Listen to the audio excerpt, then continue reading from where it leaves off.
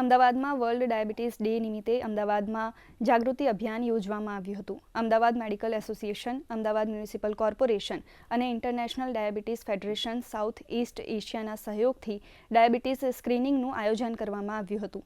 આ ઉપરાંત જીવનશૈલી અને આહાર અંગે પણ નિષ્ણાંતોએ માર્ગદર્શન આપ્યું હતું. કાર્યક્રમમાં અમદાવાદ શહેરના મેયર પ્રતિભાબેન જૈન, ધારાસભ્ય હસમુખભાઈ પટેલ તેમજ શહેરના વરિષ્ઠ ડોક્ટર્સ અને અગ્રણીઓ ઉપસ્થિત રહ્યા હતા.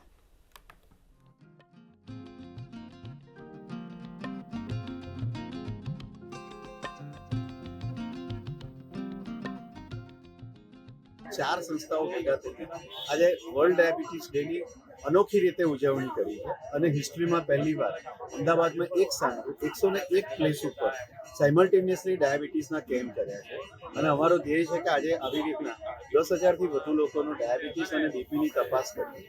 મુખ્ય રીઝન એ છે કે આજે ઇન્ડિયામાં 101 મિલિયન એટલે કે 10 કરોડ લોકો ડાયાબિટીસથી પીડાય છે. તો આવા કેમ્પ કરીને અમારો ઉદ્દેશ છે કે જે લોકોને ખ્યાલ જ નથી એમને શોધવા અને ડાયાબિટીસની સારવાર પર એમને લઈ જવા.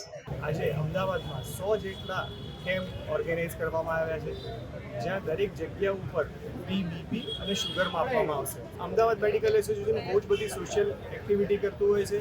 એના ભાગરૂપે આજે આપણે આ પ્રી મેગા કેમ્પનું ઓર્ગેનાઇઝ કર્યું છે. આટલા બધા એસોસિએશનના સહયોગથી આટલા મોટા પ્રમાણમાં મોટો કેમ્પ આ ઓર્ગેનાઇઝ કરવામાં આવ્યો છે. એ બદલ હું અમદાવાદ મ્યુનિસિપલ કોર્પોરેશનને ખૂબ ખૂબ ધન્યવાદ આપું છું.